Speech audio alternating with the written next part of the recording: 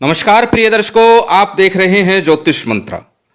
प्रिय दर्शकों, आज भगवान शिव के रुद्र अवतार भैरवनाथ जी का एक सिद्ध साबर मंत्र लेकर के आपके समक्ष उपस्थित हुआ हूँ। यह मंत्र किसी भी प्रकार की आर्थिक तंगी और परेशानी को दूर करता है, शत्रु बाधा से बचाता है, रिश्तों में मधुरता उत्पन्न करता है, माँ काली की कृपा दिलाता है, व्यवसाय में यात्रा प्रवास में उन्नति देता है, लाभ प्राप्त होता है। भैरव जी का यह मंत्र अत्यंत सिद्ध और चमत्कारिक कहलाता है। प्रिय दर्शकों, भैरव जी एक ऐसे देवता हैं जो सभी देवी देवताओं के साथ पूजे जाते हैं। दिशाओं के अधिपति क्षेत्रपाल भैरव जी का ही स्वरूप है, जिन्हें हम स्थान देवता भी कहते हैं। भैरव जी के पूजन के बिना कोई भी पूजन पूर्ण नहीं होता। जिस प्रकार से प्रथम पूज्य गणेश जी का पूजन अनिवार्य है, उसी प्रकार भैरव जी का पूजन भी पूजन के अंत में सभी प्रकार का पूजन संपन्न हुआ और उसके बाद में भैरव जी का पूजन अनिवार्य रूप से किया जाता है। इसीलिए सभी साधनाओं की चर्चा करते हुए जब मैं बताता हूं तो भैरव जी के पूजन को अनिवार्य रूप से बताता हूं, ताकि किसी प्रकार की बुरी शक्तियां हमारे कार्य में यदि बाधा डालती है तो वो बाधा उत्पन्न ना हो और हमारे कार्य की सिद्धि हो जाए। क्योंकि दिशाओं के रक्षक भी भैरव जी माने जाते हैं। 8 प्रकार के जो भैरव हैं वह 8 दिशाओं के रक्षक हैं, जिसमें असितांग भैरव, चंड भैरव, रुरु भैरव, क्रोध भैरव, उन्मत्त भैरव, कपाल भैरव, भीषण भैरव और संहार भैरव, ये 8 स्वरूप भैरव जी के सभी दिशाओं के लिए माने गए हैं। और जब आप देवी की आराधना करते हैं, चाहे माँ दुर्गा की हो, लक्ष्मी की हो, काली की हो या किसी भी अन्य देवी की या फिर हमारी कुल देवी की, तो उसमें भी भैरव जी का पूजन अनिवार्य रूप से होता है। भैरव जी इस कलिकाल में साक्षात देव कहे जाते हैं और भैरव जी की पूजा करने से शीघ्र फलदायी होती है। भैरव जी को ओगढ़ अल्हड़ देवता कहा जाता है। इनके लिए किसी विशेष स्वरूप की आवश्यकता नहीं होती। आप लोगों ने देखा होगा कि मंदिर में चाहे मूर्ति हो या ना हो, लेकिन पीपल के वृक्ष के नीचे 2 ईंट रख करके भी, छोटा सा पत्थर रख करके भी इनकी पूजा कर दी जाती है, कि इनके लिए अल्हड़ कहा गया है, ओगढ़ कहा गया है, अनघड़ कहा गया है। भैरव जी की पूजा सात्विक, राजस और तमस यानी तीनों प्रकार से बताई गई है। सत्य, रज, तम तीनों ही रूप में भैरव जी पूजे जाते हैं। इसमें कोई दो मत नहीं कि भैरव जी एक प्रचंड और शक्ति संपन्न देव हैं, जो सब प्रकार से कामना को पूर्ण करने में समर्थ हैं।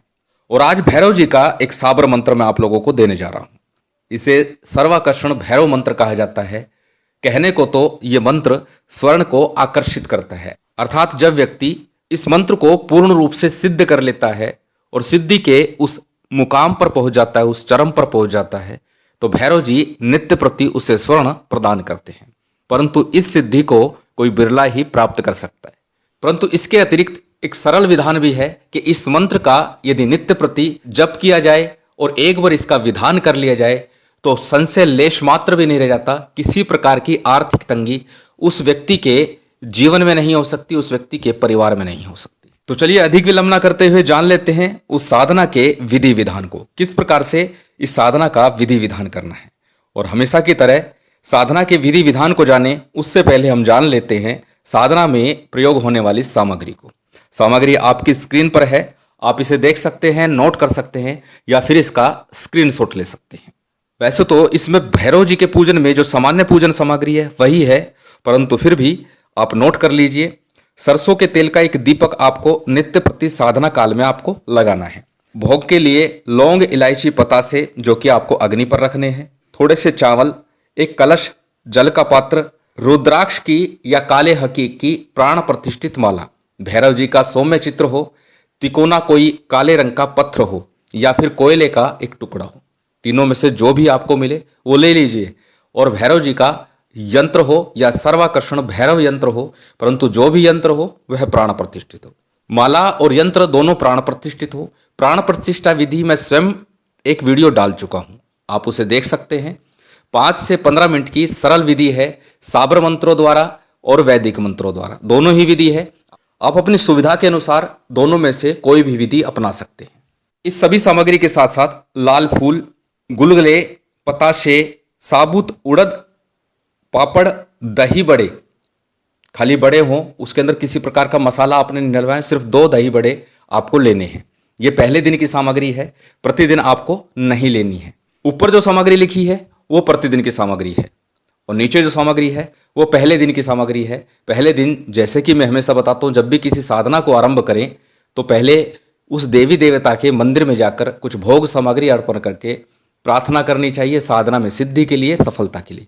ये वही सामग्री है।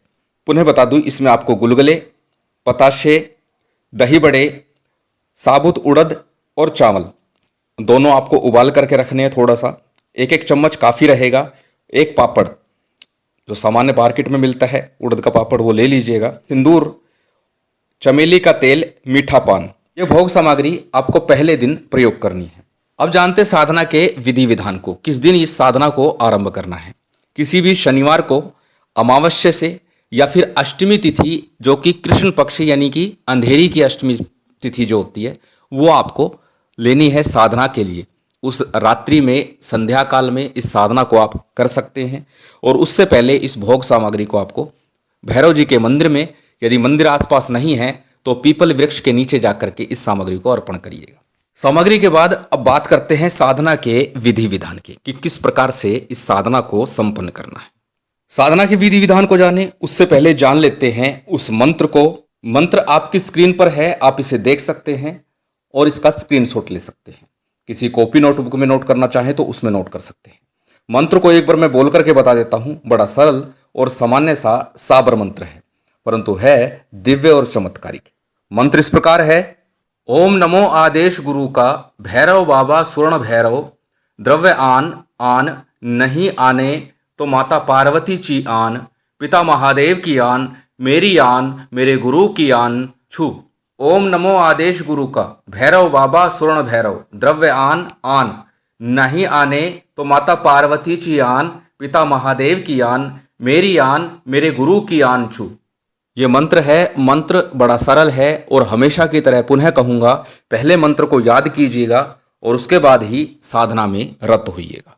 जब आपको मंत्र पूर्ण रूप से याद हो जाए उसके बाद ही साधना में रत होना चाहिए, ताकि मंत्र में और देवता के चित्र पर या जोत जो आपने लगा रखी है उसके ऊपर पूर्ण रूप से आपका ध्यान लग सके। प्रिय दर्शकों, पुनः बता दूं, प्रत्येक विधि विधान को मैं लिख करके भी देता हूं, इसलिए सुनने के साथ साथ इसे देख भी लीजिए।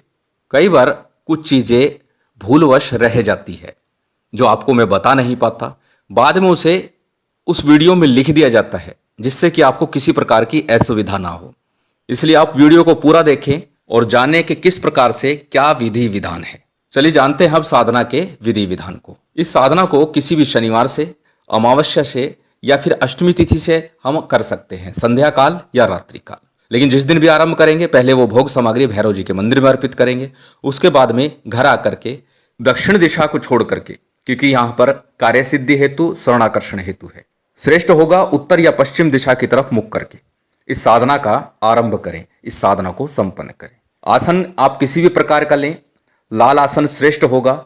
उसके ऊपर आप विराजमान हो जाइए, बैठ जाइए। सामने चौकी पर पट्टे पर भैरव जी का चित्र या जो विग्रह आपने लिया है, पत्थर लिया है या कोयला लिया है, जो भी लिया है, यंत्र लिया है, उसे स्थापित कर दीजिए उड़द के ऊपर। थोड़े से उड़द लीजिए, उसके ऊपर स्थापित कर दीजिए। इसके बाद में सबसे पहले शुद्धि आचमन कीजिए, फिर तेल का एक दीपक आपको लगाना है। सरसों के तेल का दीपक इसमें प्रयोग होगा। दीपक प्रज्वलित करने के बाद में सबसे पहले संकल्प लीजिएगा।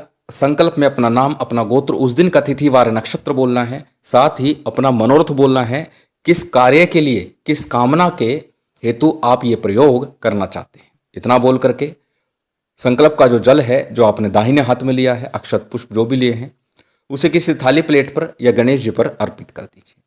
तत्पश्चात सर्वप्रथम गणेश जी का, गुरु का, कुल देव, पितृदेव, स्थान देव इत्यादि का आपको पूजन करना है।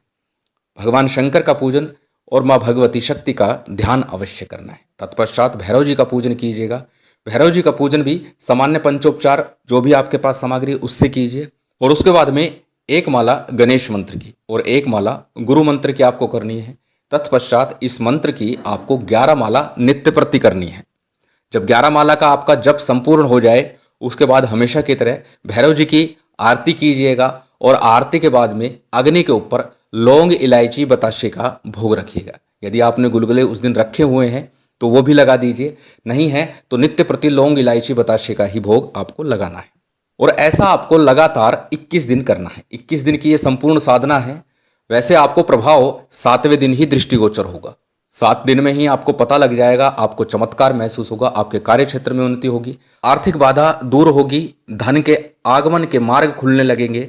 व्यवसाय में दुकान पर ग्राहक नहीं आते थे तो ग्राहक आने आरंभ हो जाएंगे। 7 दिनों में ही ये प्रभाव आपको दृष्टिगोचर हो जाएगा। अब ऐसा आपको 21 दिन लगातार ये साधना करनी है। अब 21 दिन सब साधना करेंगे, उसके बीच में जितनी बार भी शनिवार आए, चाहे 2 बार आए, चाहे 3 बार आए, चाहे 4 बार आए, जितनी बार भी आए, आपको वो पहले दिन जो भोग सामग्री है वही भोग सामग्री हर बार शनिवार की संध्या काल में वह भोग सामग्री ले जा करके भैरव जी के मंदिर में अर्पण करनी है।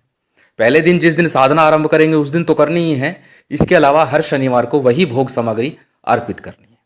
इतना परिश्रम आपको करना पड़ेगा, लेकिन निश्चित मानिए कि भैरव जी की कृपा आपको जरूर प्राप्त होगी, आर्थिक बाधा दूर होगी। जब आपकी 21 दिन की साधना संपन्न हो जाएगी, उसके बाद में 1 माला का छोटा सा हवन कर दीजिएगा। हवन में सामग्री आपने क्या रखनी है? उड़द, चावल, जौ, काले तिल और शहद, इन चीज़ों को मिला करके थोड़ा सा उसमें लाल चंदन मिला लीजिए। इन चीज़ों को मिला करके 108 आहुति इस मंत्र से आपको देनी है। ये मंत्र आपके लिए पूर्ण रूप से अनुकूल हो जाएगा, सिद्ध हो जाएगा। और नित्य प्रति, जैसा कि हमेशा बोलता हूँ, कम या अधिक मात्रा में जप करते रहिएगा, क्योंकि किसी भी मंत्र का पूर्ण फल लगभग एक ऋतु में प्राप्त होना आरंभ हो जाता है। हर प्रकार से वो मंत्र आपके लिए सदा सर्वदा के लिए लाभकारी हो जाता है। एक ऋतु अर्थात 3 महीने लगातार कम से कम कोई भी मंत्र जपना चाहिए। ऐसा नहीं है 11 दिन की साधना थी उसके बाद वो मंत्र छोड़ दिया। निश्चित है 11 दिन जब आपने साधना किया उसका प्रभाव तो आपको मिलेगा, लेकिन वो लंबे समय तक मिले ये आवश्यक नहीं। लेकिन 3 महीने यदि आप जपते हैं तो इतना निश्चित है फिर आपके लिए वो मंत्र सदा सर्वदा के लिए लाभकारी हो जाता है। और आप स्वयं के लिए ही नहीं, किसी और के लिए भी उस मंत्र से कुछ कार्य करके देते हैं तो वह भी सिद्ध होगा, सफल होगा। बहुत अधिक कठिन विधान नहीं है, सरलतम विधान है, घर में रहकर किया जा सकता है। और यदि आप आर्थिक बाधा से परेशान हैं, घर में किसी प्रकार का वातावरण खराब चल रहा है, प्यार प्रेम नहीं है, कलह का वातावरण है, या फिर व्यापार में किसी प्रकार का नुकसान चल रहा है, इस प्रयोग को एक बार कर लेना चाहिए। प्रिय दर्शकों, जो भोग सामग्री है वह घर से ही तैयार करके ले जानी है। किस प्रकार से? जैसे थाली सजाते हैं भोजन की, इस प्रकार से एक एक सामग्री पापड़ के ऊपर आपको रखनी है। इस बात का विशेष ध्यान रखिएगा और इस साधना को आरंभ कीजिएगा। करके देखिए, निश्चित ही लाभ मिलेगा। महामाई की विशेष कृपा बनी रहे, भैरव जी की कृपा बनी रहे, यही कामना है। और उम्मीद करता हूँ आज की ये जानकारी, आज की ये वीडियो आपको अच्छी लगी होगी। यदि अच्छी लगी हो तो कृपया लाइक कीजिएगा, शेयर कीजिएगा। यदि चैनल पर नए हैं तो सब्सक्राइब कर बेल आइकन बटन दबा दीजिएगा। जय माता दी, जय श्री राम।